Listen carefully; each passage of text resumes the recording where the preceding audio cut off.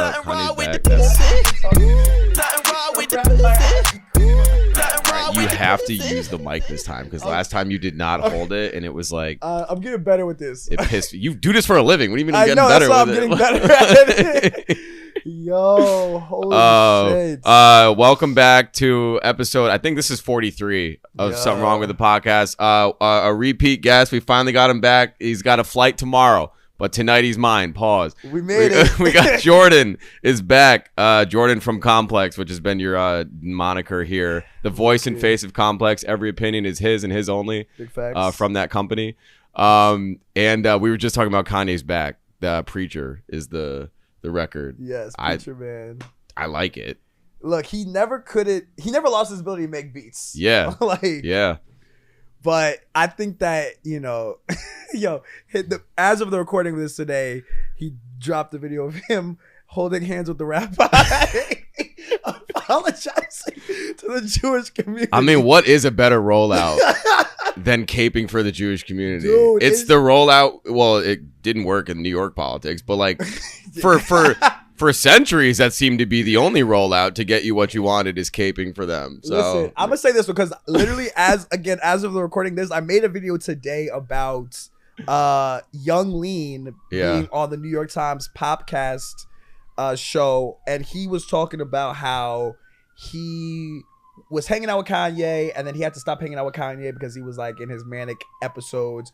But he like, can you imagine how brutal of a hang he would be during that time? Literally. But he was like, he felt for him because like he had also gone through manic episodes at a point, whatever. And he was like, empathetic. And I felt that because I was like, that's what we need is more empathy. It's not absolving him of what he said or done, but it's like coming from someone like Young Lean who had gone through what he had gone through and seen it through and was able to come back on the side and be like, damn, like I wasn't going to ask him for a song at that point because I knew he was going through some shit. It reminded me of like when Gucci Mane was just on the Breakfast Club. Yeah. And he was like with his wife and she was like, yeah, like he was tweaking on Twitter or whatever. So it's like, all that being said, it's still hilarious to see that video. Yeah. It's like true comedy. But I hope that it is a step towards, Ye getting better, Hopefully. So you're saying to get better, this is the step one to getting better is sitting down with a rabbi. I think and apologizing. If the furthest we were was him saying Hitler wasn't that bad of a guy. If that's where we were in the real Alex Jones interview. Was. If there's a real Alex Jones, Kanye, and the dude Nick Fuentes interview, right? That real life happened. Mr. Thumbs. Yeah, to get from that to him holding hands with a rabbi. True. What's that? Him. I'm not gonna say what doctor. I'm not gonna say what he was, but it was a Jewish doctor. Like from that to this is like progress, and I would just hope that he, in the period that he's been kind of ghosted, not on social media, which hasn't been long because he was on stream with Sneeko and he was still tweaking there. Yeah. Said that crazy shit about Virgil. So he's still been tweaking as of like a few months ago. It is funny. Leave it to Kanye for how I genuinely think how out of touch he's become. Yeah. Leave it for him. Now it seems like collectively the world is, again, I want to separate the Jewish identity versus Israel as a like country and like the atrocities that they're doing there, but separating the two, what in recent history is a better time to pile on that community than now? And now Kanye's bending his knee, like kissing their hands and probably going to donate to AIPAC. It's like, no, like the world kind of came around, not to the extreme that you were saying, but like they're not as hot as they used to be, like public perception wise, and now you're bending the knee kissing this dude's head, like saying they're not as hot as they used to be in reference to the Jewish community is absolutely insane. I'm like they're a rap group, like they're De La Soul or some shit. Like, I mean, but I'm right though. I'm like what he said is foul. He went way too far. Like that was hate speech. No, we do not support anti-Semitism. No, but like on the heels of Zohran winning, for you to like bow down and you know what I mean? Yeah. It's the like optics are a little weird. You picked the wrong time. But not for nothing, you know that nigga is not tapped into new. No, not at all. No, like, no. He's so, that's why it's funny, because it's like he is so in his own world that whatever was going on in his own world must have come full circle to the point where this, regardless of what was happening outside of his bubble, in his bubble, he's come to the full circle conclusion to come and hold hands with a rabbi and apologize to the community. I want to know, have you seen that new doc that came out about him? No, I saw the trailers. I did not go to theaters to see it. I only see every few days on my timeline that Michael Che clip pops up where Che presses him out after the SNL bit, and he was like, why did you do that to me? He was like, and Kanye's like, no, my brother. And Che's like, no, that was fucked up. Yeah. Like, that's all I've seen from it. But I do want to watch it. Haven't seen it. I'm also very curious who has been with Kanye.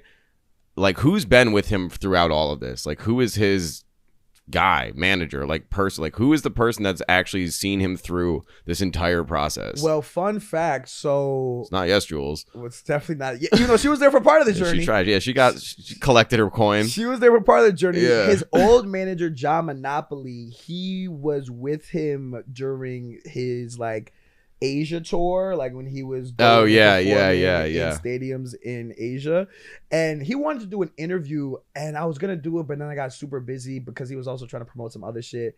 But he was super open. His iced out swastika. That's how you say it. And but funny enough, what does Kanye do with that now? But even right, give it to the Louvre. Like, what? They need some jewelry. But here's the thing, though, right? With Ye, it's so funny because like you always think he's past the point of no return, but like because he's done so much for the state of the culture, it's like I can't say he's redeemable, but I also don't think he's unredeemable in the craziest of ways. Like, even like to bring it to Verzuz, there's Verzuz conversations that have been going on since Verzuz came back. And one of them was like how Kanye is basically unbeatable in a Verzuz. He is. Which I agree with.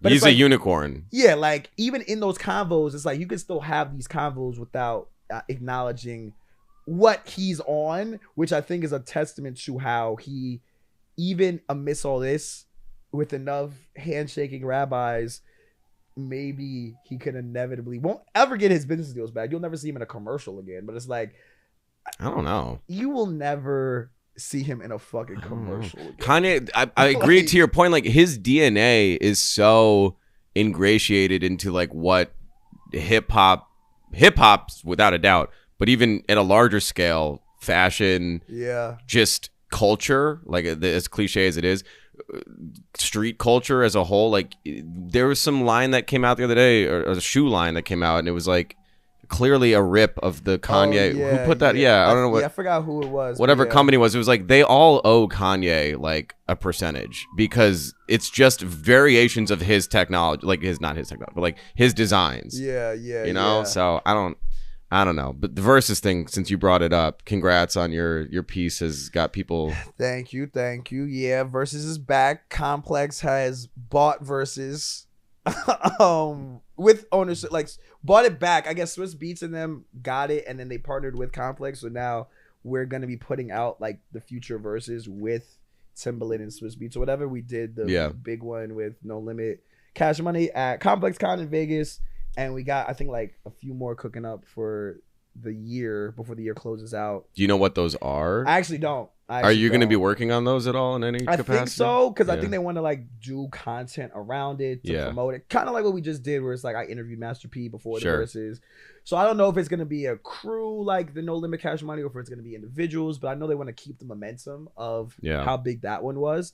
So I truly don't know. But in the midst of Verzuz coming back, there was debates reignited online of like Jay-Z, if he ever did a Verzuz, like an old quote. Let's make sure it was an old ass quote from like 2021 of him being like, nobody can fuck with me in the Verzuz shit, right? Okay. So like give him the grace of 2021, very different. But what has changed since? I mean, it's just like I think people's perception of the big three has changed and like the power dynamics of rap. 2021 was like pre-God's Plan, like his verse on God's Plan. He was still like, 4 years out of 444. So like he wasn't fully retired. I think he had thrown a few like loose features out. So he was still semi-active, and the powers that be were still like 2021 shit was still kind of intact. Now we like, I feel like 2021, it's fractured, and now it's cooked. Yeah. Right, it's cooked. If in some ways in a good way, because now it's like niggas feel like they can talk however they want to Hov, which I feel like they wouldn't have done in 2021. That's why when he said that quote initially, I don't think it sparked these debates that it did this time. But now niggas is like, oh yeah, nah, like just for my paranoia. I'm sorry. Just hold it closer. Oh, I got you. Sorry. Now niggas is like, oh nah, like, DMX could be Hov in the verses, or relax. fucking Nas could go. I'm like, all right, nigga. No. The only nigga, the video that I made, the only nigga that could beat Hov or compete, my money is still on Hov, but like, the only nigga who could actually like probably compete and maybe beat him is Kanye. Yeah. Ain't no, cause nigga, when you put in his production bag, it's different. Like it puts him in a different category. Yeah. He produced for Hov, like yeah. Oh yeah, play your biggest hit. That's mine. Like I'm on, like, I made that. Yeah. That nigga is probably like, I get niggas say Drake. I get niggas say Wayne. But like Drake is good, and Drake is probably unbeatable to any nigga in our current era. But yeah, like, yes, not probably. Yeah, yes, like yes. no one, like the niggas talk about some. I'm sorry, bro. Stop. Nobody trying to hear No, Kendrick in the verses. no, Respectfully, all respect to PG Lang and all them niggas. Nobody trying to hear Man in the Garden at the fucking. No one trying to hear Man Luther. in the Garden. I'm sorry. I like the tour. Nobody trying to hear Luther on a versus stage, nigga. What do you think though? I agree with you. I do think if it was a verse, because like versus the music is huge, but I also after the Locks one really learned how much performance of a versus matters, and I don't think. I mean, Jay's not a good performer, so we can just say that. All right. Like he's not Kanye. Okay, fair. So like if we're playing into what is a versus, it's not just the music, it's the performance of these records as well. Kanye would outperform the shit out of Jay-Z.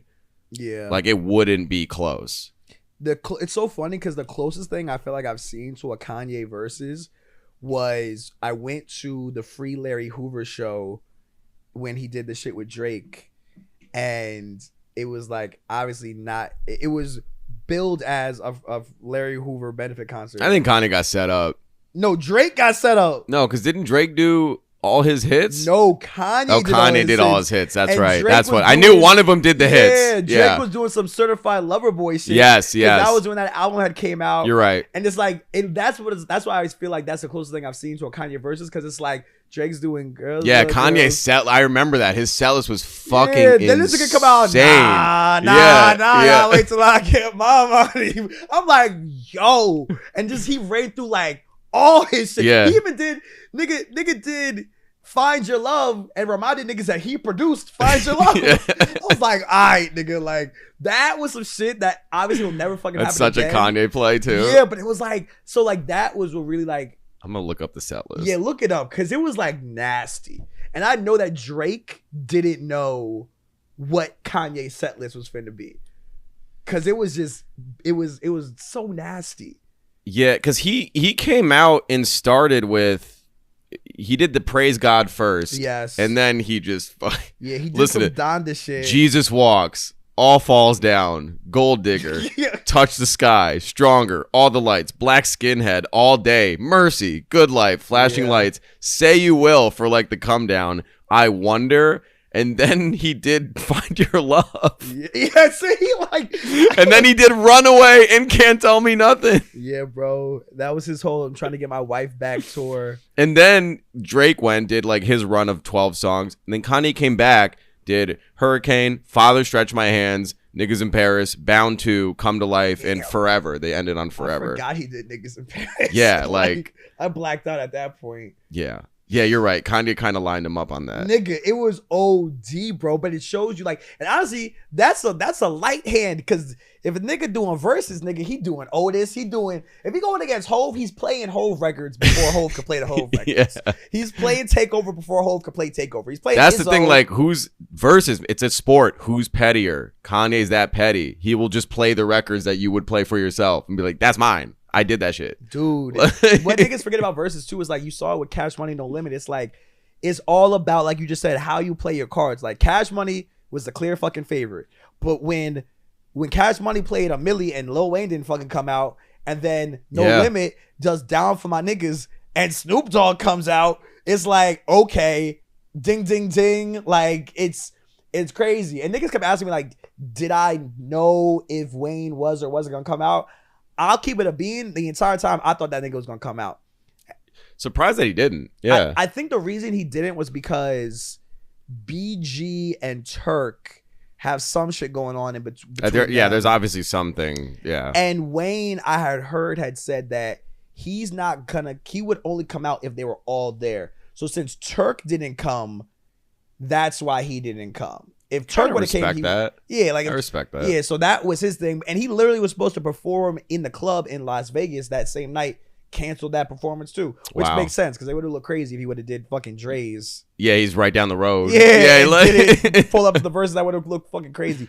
But it sucks because I think Wayne showing up would have been a really big moment. But Versus is back. Who do you want to see next? Who do I want to see in a Versus? Who is your dream Versus? I think I like that it's like catered more towards the old head. Yeah.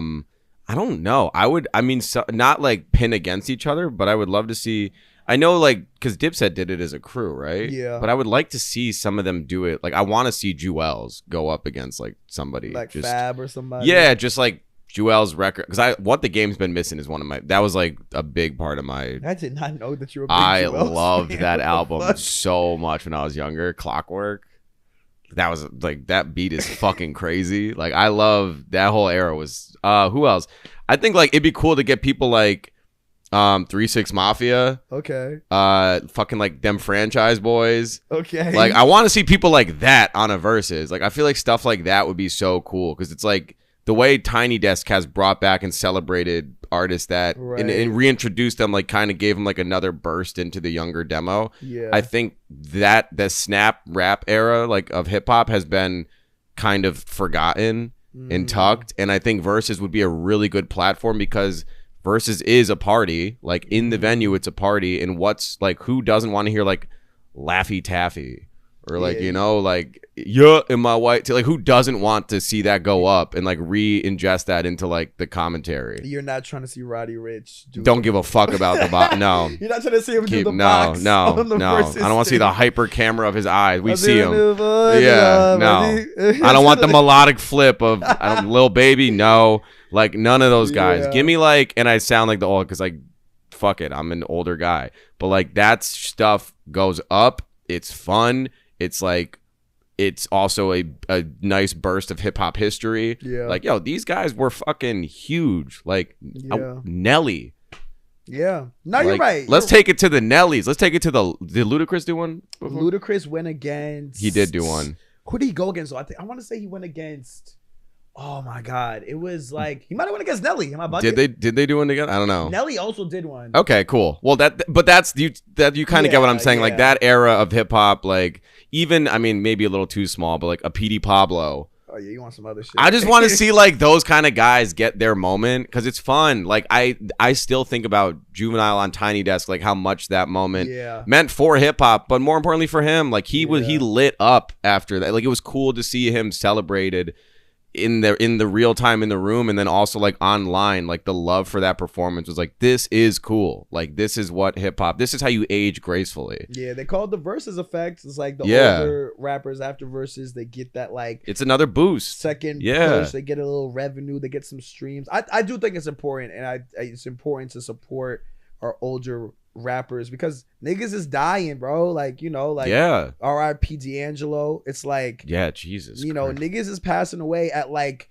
50s. Yeah. So it's like, we should really give the flowers and love to these legacy acts. And what is hip hop? What is humanity without history? Like, I think we're so quick. We work in such like a bottleneck environment where it's like swipe onto the next thing that makes me laugh, cry, feel anything.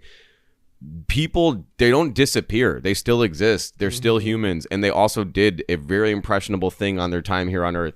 Like, let them have that again and just like celebrate and learn. I think I'm, again, really pushing into my old head narrative.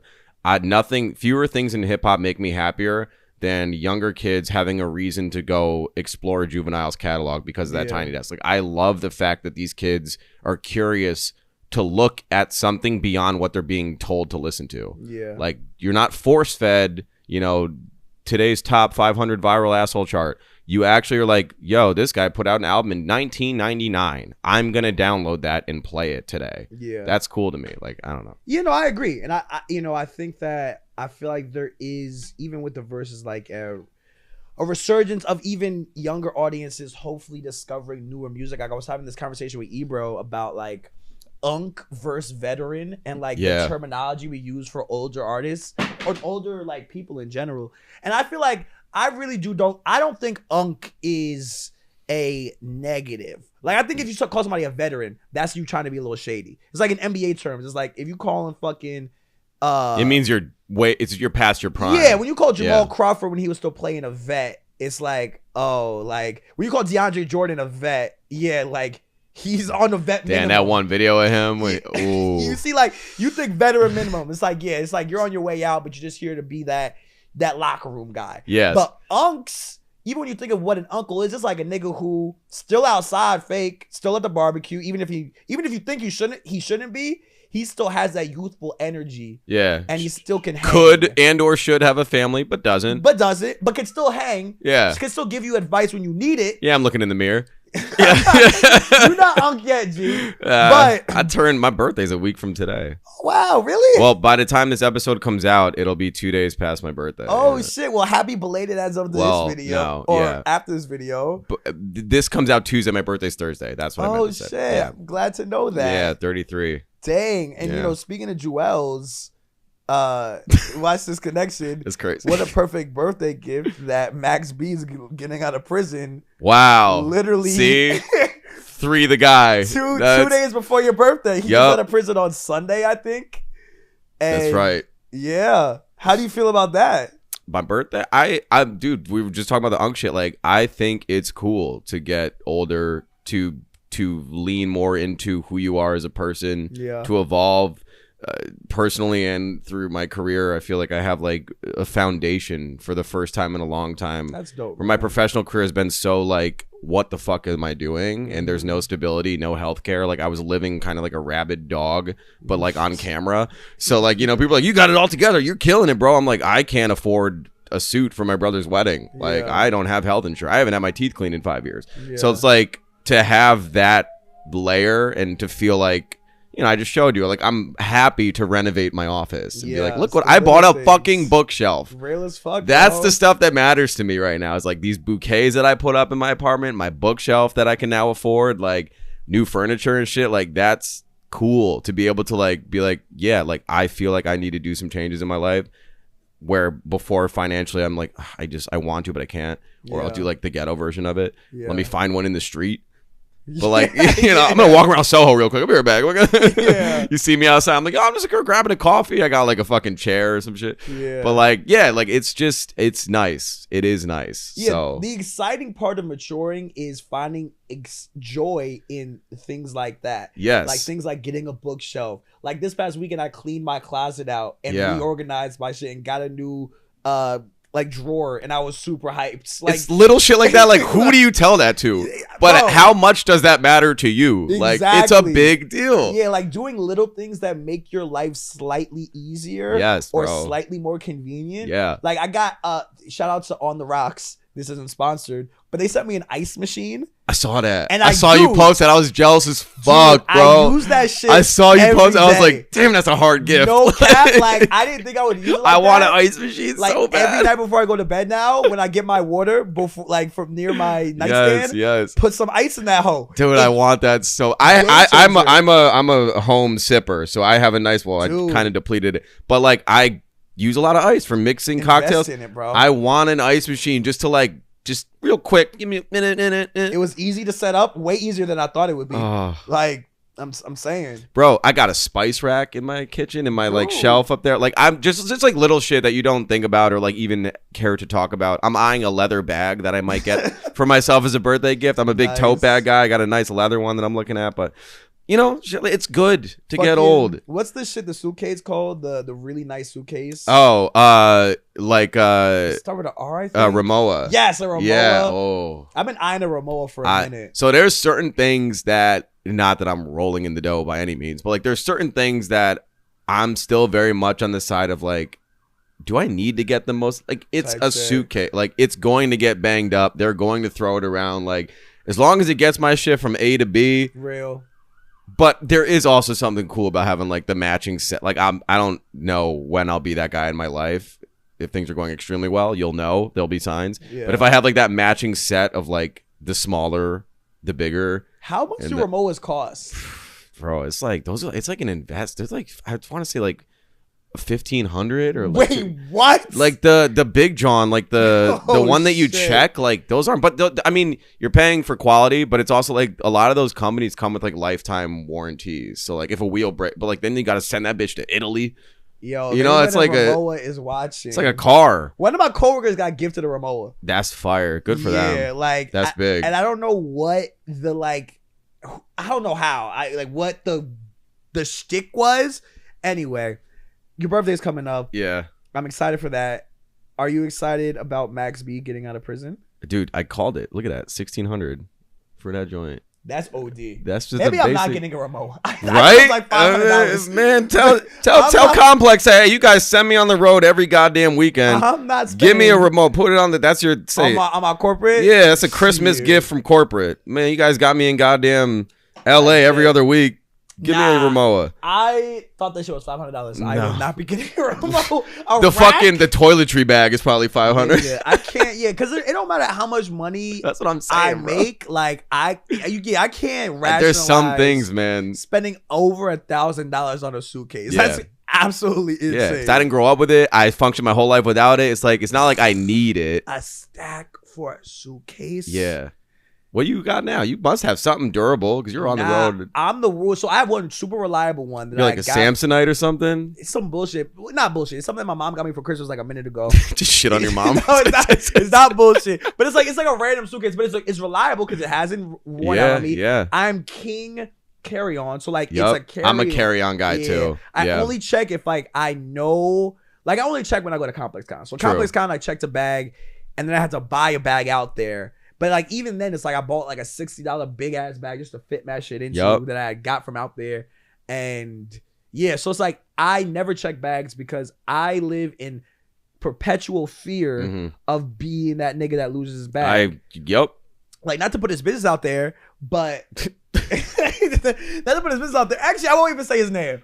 But there's a person who was on a panel at Complex Con, a famous person who was flying from Amsterdam to Vegas for it, and he lost his luggage got lost. That's a fear too. And it's like if a nigga like that could get his shit lost, what? That's the thing. It doesn't matter who you are. Like they throw it all in the same mix. It terrifies me. So it's like I can never run that risk because I would be damned. The carry-on that I use, I got it honestly when we were touring the Roy Mall shit. Like I bought it like a few years ago, right before we started touring because we were gonna be on the road for quite a while. It's just a little silver carry-on. I took out like $100 cash, went over to Lower East Side at one of these bag stores, and I just heckled them down from like 300 to like 100 cash. What? Yeah, and it's a little bullshit carry-on, and that thing fucking goes.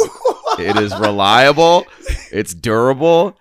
And when we were traveling, we would bring some merch on the road. We ended up like getting like 4 like big ass things from like another, but those big ones are dog shit. Like the wheels broke, the zippers were popping, like they were terrible suitcases. They barely held the merch together. We ended up like taping one of them. Yeah. But my thing is kicking, and I still use it. Nigga bartered for a fucking. It's New York City, bro. Carry some cash and go talk people down. What the fuck? That's New York. That's what you're supposed to do here. Big Zohran Mamdami. Have you? Big Yo. Are you smoking on that Cuomo pack today? Are you shitting me? Roll them up, send them back to Westchester. Are you shitting? Anyone, respectfully, any nigga who voted for Cuomo in big 2025 is a bootlegger. That's some bro. Bitch made shit. Respectfully, like that's wild dick sucking activity if you voted for Andrew Cuomo in 2025. No cap. Are you shitting me? That's crazy. I mean, the only blocks he shook up were Staten Island. Niggas want to live in Gotham so bad. Like niggas want to feel like they in the Sopranos. You don't want the pierced nipple sex offender, bro? That's my dog, man. Like you hear that? You saw the Ebro in the morning shit with Ebro. Yo, the fact that was the buzzer beater right before the polls like open, I was like, mwah, thank you, Ebro. Dude. Like what a bitch made ass dude that he just backed out of the call, banged the call because he couldn't. Because he got between the iron sights. That's the most bitch made pussy shit ever. You could hear the. And Ebro's question wasn't even crazy. That's some shit that you would get asked on your campaign trail. No, honestly, I didn't even see that clip went so crazy. I hadn't even seen before. Good on Rosenberg for pressing him about the whole you are pulling this like pushing this Islamophobia and anti Semitism about Zohran, which isn't true. Mm-hmm. And he gave a pretty shitty answer on that, but at least he answered it. Yeah. And Ebro was like, your man's Trump. He said that if he had to choose between a bad Democrat and a communist, he's choosing you. I'm honestly, I don't think that swayed the election by any means, nor to what I'm gonna Trump endorsing him. What a stupid fucking idea by Trump. Yeah, if he wanted Cuomo to actually win. Yeah, like that was such a dumb. I mean, it's amazing how you can spend millions of dollars and try to meticulously archetype architect a campaign, and then at the last second. At the buzzer, bro. Literally a buzzer beater for Mamdani, which could have been not so much for his voters, but as he's at the poll with his wife, and they're like, "Yo, Dick Cheney died," and he's just like, "Oh, word." It was so dismissive, and his wife goes like that. Thank God, his voters didn't get fuck Cheney, fuck you, bitch, rest in piss. But it's amazing that his things like that you don't plan, you can't control, the things that just happen in your life could throw your campaign. Yeah. You know? Yeah, it's wild, bro. And I'm really happy. I'm really happy that he won. Also, as a very fresh New York City voter, I'd still be trying to vote in Jersey because I still have my Jersey address, but I live in New York. So Did you double dip? Did you try to I hit didn't him? This year. I just voted in New York this year. I'm still big Jersey, but it's now that I fucking pay New York taxes, I need to vote in fucking New York. And it's cool to see someone who really came out the mud. 34 years old, bro. That's crazy as fuck. A very regular nigga was at was it Damballa? Nigga was at Damballa in Brooklyn. Yeah. Last week. Yeah. He hit 6 clubs that night. Yeah, I want to say I feel like he went to Record Room or some shit too. Yeah. He was outside. He went to where the niggas was at. Yeah. That's what I saw. He did a video with the fucking the Akiway nigga, the nigga who makes the chopped cheeses. He pulled up on MoMA, Boz's brother. Shout out DJ MoMA. He pulled up on MoMA. I saw they had a photo together. That's real as fuck. The shit that he did at the shit that he did at Forest Hills was incredible, and the joint at Brooklyn Paramount was. I texted my friend because it's the Live Nation venue. I hit my friend who was at the event at Live, and I was like, dude, I'm so happy. How was it? He was like, his family, he met his family, his whole team's they're all just such fucking genuinely good people. Yeah. I was like, this just is it's just nice to, it's not even the Democrat Republican. It's just nice to feel excited about politics, in a positive way, where it's not divisive. Well, it can be divisive depending on who you're asking, but it's it's spirited and hopeful. Yeah, that's the biggest thing. That's what I was about to say. It's there's an air of hope that definitely wasn't around when fucking Eric Adams was running around and say less. This dude was. Yo, Eric Adams made the most for himself of his. His years. He pinched every penny. That personally. Nigga was in every hookah shop with French Montana. If you look up Eric Adams say less on Getty Images, you find a picture of him in French Montana. Literally, because I found one. It's crazy. When I went to the Apollo, the Drake at the Apollo show. Oh, I was there. Nigga. Yeah. That nigga Eric Adams was in a section next to me with Aaron Judge. Yep. And I want to say Derek Jeter. That nigga was outside. Nigga said, I'm gonna have every perk and I'm the mayor of the biggest city in America.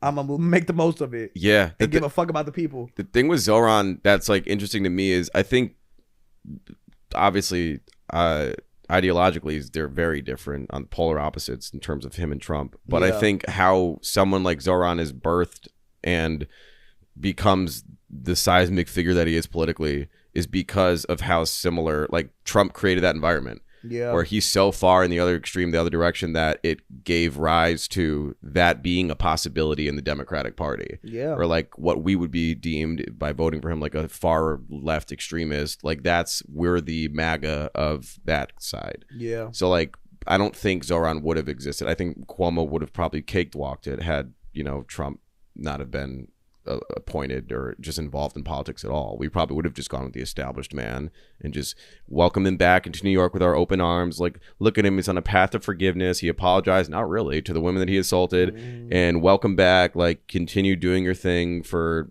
the only people you care about, the billionaires is that your friends, and like shoveling money to Israel, even though we live in New York City. So I think it's really cool that like Zohran is clearly what the people want and what the people feel, more so the youth.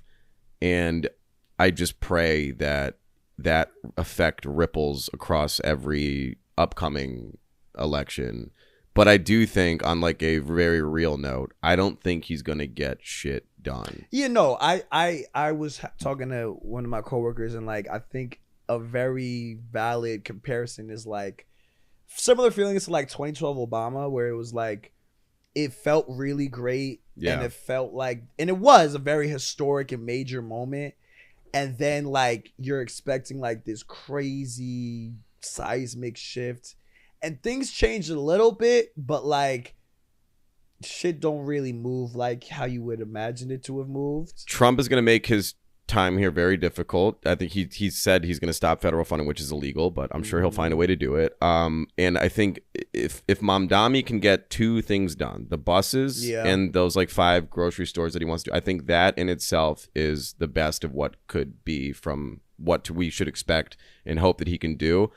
But the biggest thing is like the fact that he was so championed and by a party that has really tried to box him out. Like his own party fucking hates him. These people still, like Hakeem Jeffries is a punk fucking bitch. Richie Torres is a fucking bitch. Like Hochul got bullied into fucking like going up there and like supporting him. They're all phony. They're all frauds. Fuck all of them. But like the symbol of him winning is really the big win for what the people want to see representing them in the party. But not much is gonna happen. Look, facts. If that nigga can get the free buses, W. Yeah. Even though I don't even take the fucking bus. I haven't taken a bus in years, but you know what? A lot of people do, and they fucking need it. Make it happen. Yeah, if that nigga can get the buses free, I would say that's a W. Literally everything he's proposing wouldn't help me at all. But it would help somebody that really needs it. So why the fuck not? That's what the city is about, bro. Just trying to help the next nigga. Like that was what his whole campaign was. It's like, if I'm taxing the rich that you won't even in the way that you won't even feel that much to help the next nigga, like y'all should be cool with it. He had a bar on the Flagrant podcast. I think he was talking about Ackman, who's like been funding millions of dollars for Cuomo to beat him at that point. This is like a week or so before the election. And he was like, the man has spent more on ads against me and promotion against me than I would taxing him. Oh, I like saw with my that. plan. It's that's how threatened these people are by just his beliefs and his ideologies as a political figure. It's like it's they're terrified because the system was built for them to succeed and for them to only succeed. So is something as minuscule as a free bus threatens the very top of like the guy that has a yacht. Yeah. It's like that they're in the business of chopping down people at their knees every chance they get. Don't give anybody shit. Listen, whoop-de-doo. We got a Muslim mayor. Suck my dick. That's right. The New York City is gone to shit. I ordered a bacon, egg, and cheese, and they said they did turkey bacon. Yeah, they gave me no bacon, so it's only cheese and egg for the next few years. Speaking of New York, basketball's back. Basketball's back. The Knicks aren't doing that bad. We looked at that 3-game losing streak was really sus. Look, my Bulls. Hey. As of the recording of this, we beat you. We're number 1 in the East, though. Yeah, it is true. You're the only niggas that beat us, actually. Yeah, we are. Shitting me? You know what's true? Bulls are my second team because I lived in Chicago. Obviously, it's like their legacy is incredible. But like, I used to go to their games a lot. I was there when D Rose played there. I would go to their games. Vucci Main. Yeah. Shitting me? They're good. They got a good young team. Nigga, I'm watching some shit I ain't never thought I'd see. I won't lie, as a realistic Bulls fan, I was ready for us to be like, yeah, we were 39-42 last season. Just wait till we're 40-41 this season. I was ready for slight change. Middle of the pack. Nigga, I know we not even 10 games deep. I don't give a fuck. Talking while you got it. We're back. Yo, you heard it here first. We're fucking back, baby. I low-key thought that, not that it would be a cakewalk, but it would be like not the hardest path for the Knicks to get to the finals, but between the Bulls are playing great. Fucking VJ on the Sixers right now, bro. Yeah, VJ Edgecombe is some shit. Like, it's the East isn't as easy as I thought it was gonna be. Fuck like no. the teams look good. Our rotations are terrible. Mike all are healthy though. True, and bench scoring is nice, but like Mike Brown needs to figure out he's not doing a good job with the rotations right now. Niggas need tips. Niggas need niggas to get played full games again. Y'all always complaining. It's like about Tibbs rest the players. Now I don't know, bro. Last game we put up 40 plus points last night in the third and fourth quarter. So the guys look good, but like that was a quality win. But yeah, but the Wolves fucking threw in the towel like at the end of that game. I watched that shit. I was like, the Wolves, bro. nigga said, yeah, I guess it's. I was sick. You know what? Because obviously I'm a Bulls fan, but I'm also heavy in Wemby stock. Same. I watched every Spurs game. I'm heavy in Wemby stock. I'm sick that they lost last night. That last night ending was bullshit. Yeah, because how you miss both free throws? Well, if you miss the first, you have to miss the second. I get, but like you cooked it, bro. You fucked up. You got a lucky foul. Yeah, a lucky foul. You missed both free throws. I think the Spurs are good though. Like Stephon Castle is nice. He's nice. Fuck. He's very nice. Obviously, Wemby is a fucking alien. MVP?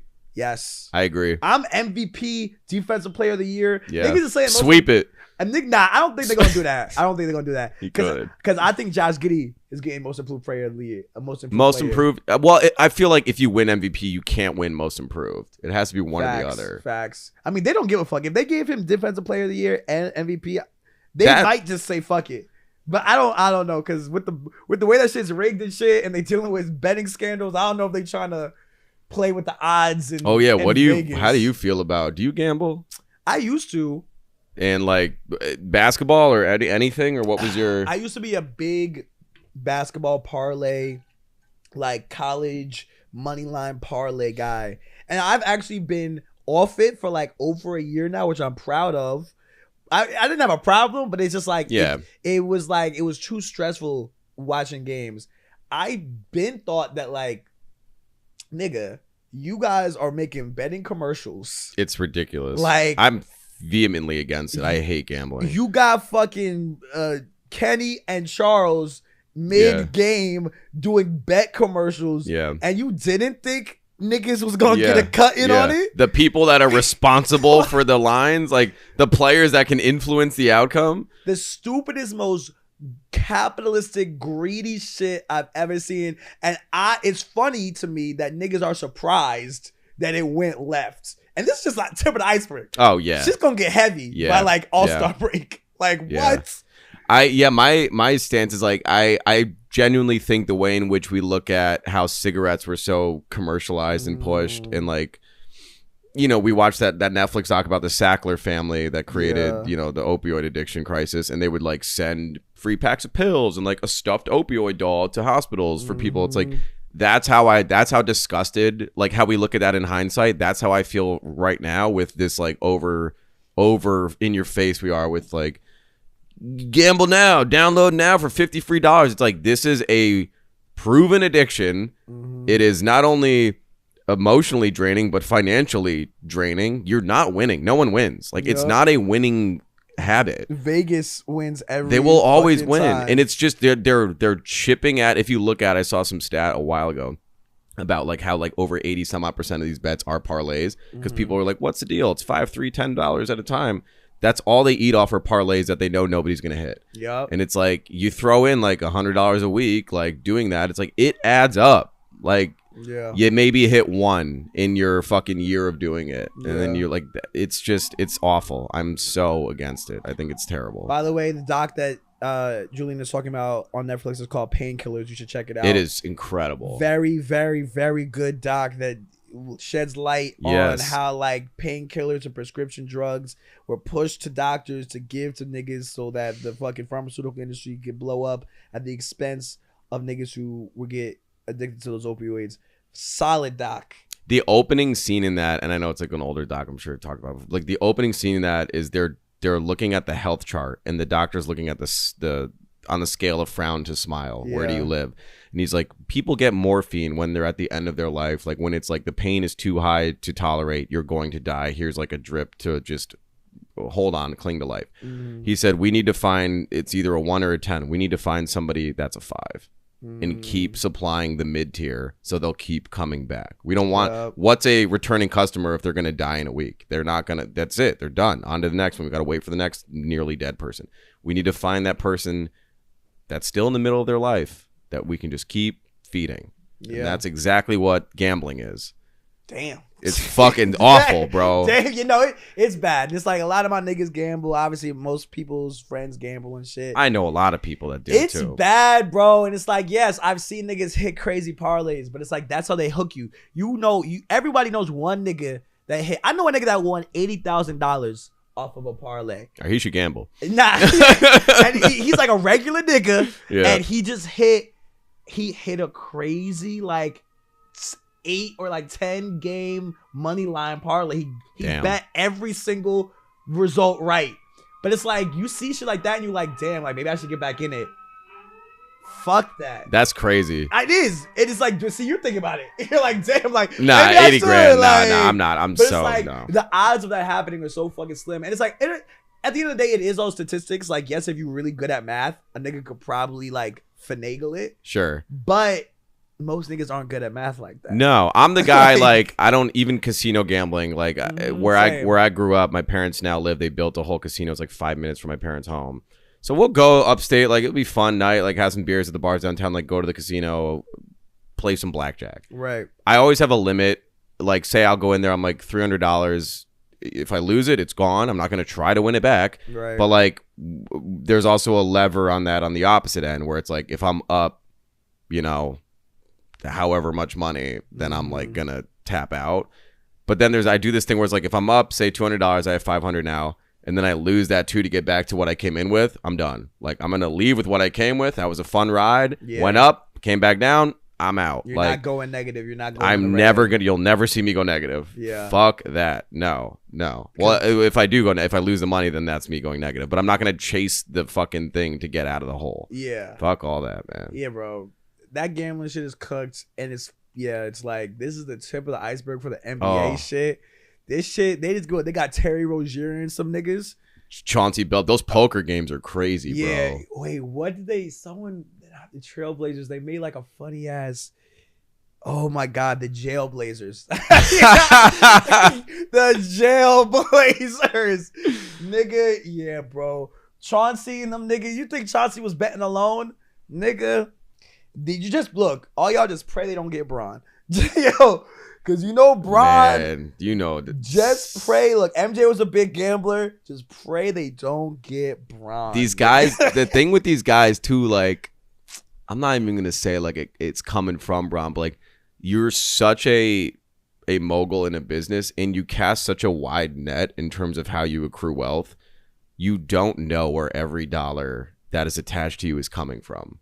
That's a bar. And that can really jam up a lot of people. Might be coming from the mafia, apparently. I would not. It's not that's the thing. It's not like it's like a long leap. It's right there. Like it's in your league. You might be throwing some bread to some niggas who putting it in a pool for a mafia. Yes, like ring. At some point in your 20-year career, someone has put a few grand in a brown paper bag and handed it to somebody. Listen, no one's ever kept it a beam, but Mike's. I can't even speak on Mike because I know Jordan Brand got reached, but y'all really think Mike left the league? Oh, that was clearly gambling debt. Yeah. Because he just lost his love for the game. There was a retweet. It was some funny shit. It was like, this is crazy. Like, why isn't it like the old days? Like, or like, how did people used to settle their gambling debts back in the day? And someone just like quote tweeted with a photo of Michael Jordan swinging a bat for the. Yo, bro, like you really think? And I say I can't speak too much on Mike because I literally yesterday watched a clip of Nori talk about some fucking when he had said like years ago that Michael Jordan hated hip hop and like it followed him for like years. And he was like, I think he was on the Pivot podcast. And they asked him about it. And he was like, yeah, like I stand on that, but I definitely apologize. he was like, I'm never speaking on Mike again.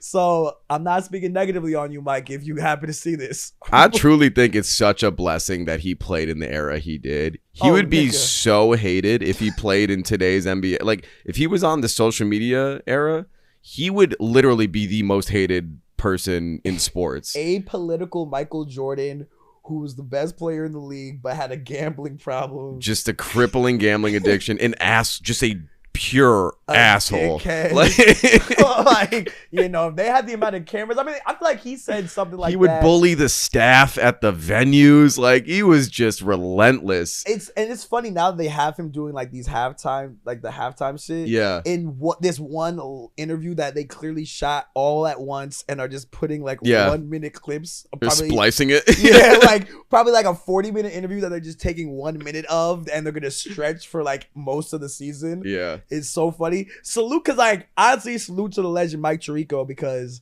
I never in my entire life thought I'd see this nigga Michael Jordan talking on a camera in any capacity, just because he's so removed and he's a billionaire. Yeah. But like clearly this nigga's ego just can't stop him. That golf course that he owns down in Florida, my good friend of mine, I'm not gonna name him, doesn't matter. Mm-hmm. He works in an industry where you have access to the Michael Jordan, Tom Brady's, those kind of people. Yeah. And they had a business trip down there, and the trip was literally them playing. It was a foursome. It was my friend's boss, Tom Brady, Michael Jordan, and I think Tiger Woods was the fourth. God damn. Yeah, it was ridiculous. So, and he said this is like the course that they're on, Michael's course. You can order food and drones will drop it off like at your hole. He said it was the craziest experience. He had a blast, obviously being on the course with them for a few hours.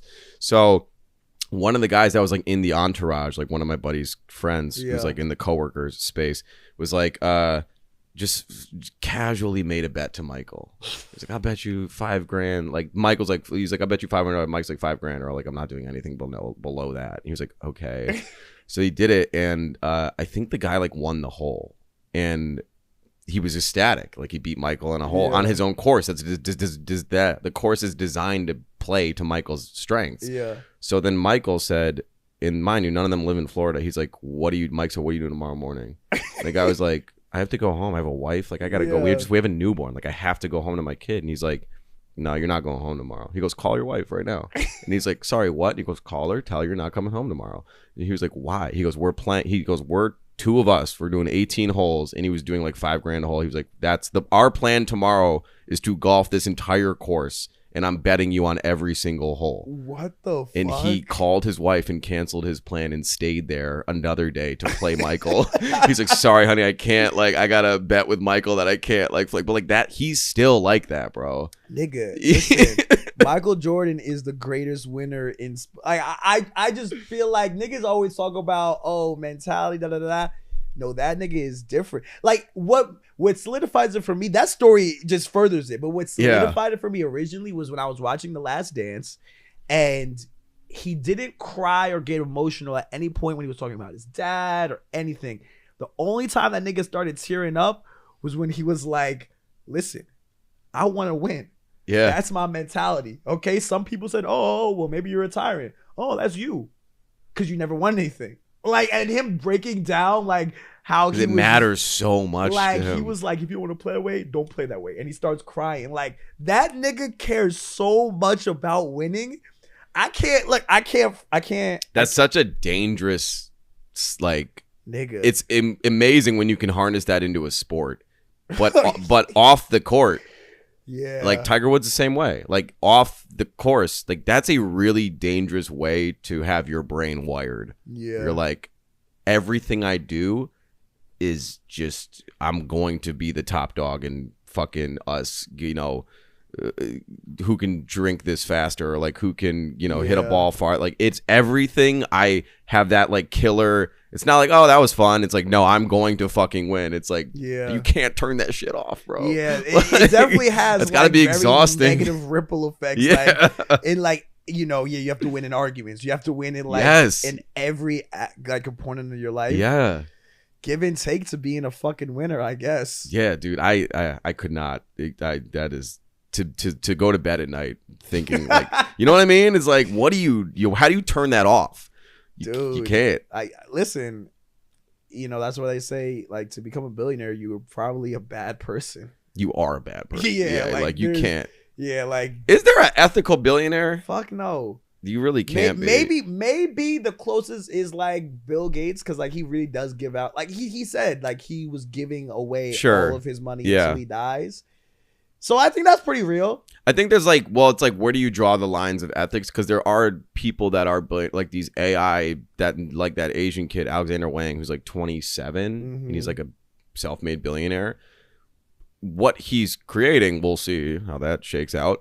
But like, he's not, what the ethics of it is like, what he's doing consumes so much energy, it's not good for the earth. Like that's like, where I could see, but it's not like he's, you know, he's exploiting people directly to make profit. Yes. Yeah. Right. Yeah. It's more like these servers are like the reason why, you know, there's droughts in certain parts of the country. Like, you know, it's just stuff of that. It's like, you could always scale it up to be like, we're all bad people, but ends justify the means type thing, which is, that's where it gets into like I did like a club in high school. It was called Ethics Bowl, where it was like nerd.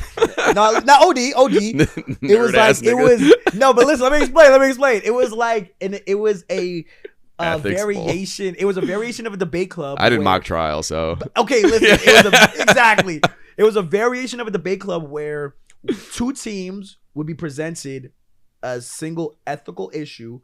And the goal was to break down the issue, and whichever team could break it down the best won the round. And it wasn't like, that's cool, prove what was right or wrong. It was just like break down every component of it. And so like it would help like just highlight the ethical ambiguity of a lot of situations and shit. So do you have an example? Like, what do you come to mind? There's one that always comes to mind. I was gonna say, I feel like you've teed this up a few times. There's only one that I ever remember, and it was like, so do you remember like the grumpy cat meme? Like the cat that looked grumpy. Oh yeah. Classic. So that was a real cat. Yeah. But that was a cat that had dwarfism, and that's why the cat looked like that. But here's the ethics of it, right? So that became a viral meme. This is some left wing. Wait, no. It became a viral meme. However, the cat didn't ask for it. Wait, no. However, to get a grumpy cat, to breed a cat with dwarfism would be to breed a cat that would have a shorter lifespan, because cats with dwarfism would die significantly sooner than regular cats. Yeah. However, there were sick kids in hospitals who fell in love with the grumpy cat meme, and some of their last wishes was to have a grumpy cat. So the question was, so they could die on the same timeline. That's crazy. But the question was, is it ethically, what are the ethics of breeding grumpy cats in an effort to fulfill a child's dying wish? That was like one of the things that both teams have to then break down. But it's like, the kid dies, and then what? This cat, where does the cat go? Well, then the cat, now you're just kind of setting up a cat that didn't have to be born for a shorter life. But you could say that about dog breeding. Every designer dog is like, I mean, half of these dogs, look at the build of like a dachshund or like all these like doodle hybrids. Like their lifespan's like 8 years maybe, but it's just like, it's a cool dog. Well, yeah, you could argue the moral permissibility of breeding any animal just because it's cute. Like that's kind of the whole, you could take grumpy cow and put any animal breed that you're breeding just because it's cute. Yeah. Type shit. It's like, so I guess like what are we valuing more? The life of that grumpy cat, or is there a hierarchy? Are we saying these are people? and if this is what people want, we should do things that service, especially children. Anybody could use that as an excuse. This is so nerdy. Anybody? Now you can see how dude, I'm a fucking nerd. Okay, like no, like look. You see how you like this topic? I'm a big ass nerd. Like, but like I'm curious. We could talk through it too. But I'm curious, like, where did you fall on this? Did you think that they should create those cats? Or? Dude, I wish I could remember. I just remember the topic. But like as an adult, well, right now, how do you feel about it? I don't think that it's not right versus wrong, but I don't think it's morally permissible to breed an animal for the sake of comforts when the animal will live longer than you. Like, I just don't think that your however many years left is more valuable than the cat's 8. I don't think that a cat's life is worth more than a human's. I'll just keep it a being. But if that cat didn't have to ever be born, yeah, true. Then I think that if there was a choice, then you should not breed the cat. I agree with that. My thing too is like if they're children too, if we're talking like sick kids, give them a fucking puppy. But the thing is, they want a grumpy cat. Yeah, well, you also probably want to live a little longer. Like it That's crazy. Not a lot of things are gonna shake out in your life. You don't have much choice. Like, give the kid a puppy, or just what would you rather have, one grumpy cat or like 3 cute kittens? But that's not the question. Well, I'm saying like there are alternatives that don't involve you breeding this like cat that's only gonna live for like 6 years. Yeah. I mean, look, that is a part of breaking down the topic. Because also give the kid a PS5. Like, also, I should add, each team had to argue one side. So like, one team would have to argue the moral. This is literally mock trial. This is what I did. Yeah. But it was just like ethical issues and shit. And there was so that was ethics bull. Damn. Well, you gotta probably run soon, right? I know we kind of get here and just get going. I kind of just, you see, I'm late, but let me respond to these niggas. Well, we could wrap. Jordan, I'm very honored every single time you bless me with your presence. This is fun, always is, always a pleasure. And get that Ramoa from Complex, my boy. That's my I'm thinking that's my what do you call that shit? Damn, why am I blanking on words right now? I don't know. I'm putting that out there, putting that energy out there for you. Your manifestation. Yes, I'm manifesting you get. God damn, that's embarrassing. I'm manifesting that you get every bag you deserve. That's a double entendre. Buddy, it's always fun. It's always a vibe coming over here. You know that. It took us a few times because niggas have been busy, both sides. Yeah. We're gonna try to make this more frequent, man. For sure. Something wrong with the podcast. Something wrong with the podcast. Episode, I think 43, something like that. Love you all. Good night or good morning. I guess if you're listening this Tuesday morning. Peace.